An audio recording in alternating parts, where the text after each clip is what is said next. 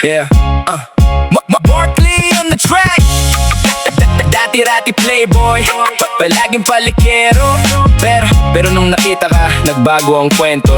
Listen, sa campus naglalakad, biglang napahinto. Isang binibini, parang anghel na bumaba sa mundo. Dating matinik, checks dito, checks doon. Pero nung umiti ka, umurong ang dila ko. Boom! Para ako makahiya, na tinabla ng hiya. Napatitig na lang sa ganda mo'y tulala. Hindi makalapit, torpe na ba tong si Marky? Sa dami na nakilala, sa'yo lang nagkakaba ng grabe. Lumipas ang mga araw, muli kang nakita. Sabi ko sa sarili, tol, wag ka nang magbabida. Lapitan mo na, baka maunahan pa ng iba. Kaya nilakasan ng loob, nilapitan ng diwata. Ay, anong pangalan mo? Tanong ko ng kabadong kabado. Bumitik at sumagot, ako nga pala siya. Oh, tukso. Nagkwentuhan tayo, tawanan ng sarap sa pakiramdam.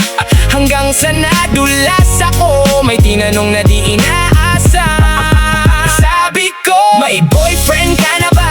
Bini-bini, umiling ka't sumagot, wala pa nang may ngiti. Kaya nagbiro ako, sabay banat ng malupit. Kung ganon, pwede bang ako na lang ang pumalit? Akala ko ayaw, akala ko sasampalin. Pero yumuko ka ng konti, namulang piskirin. Tapos mahinang sinabi, dalawang salitang paborito ko na.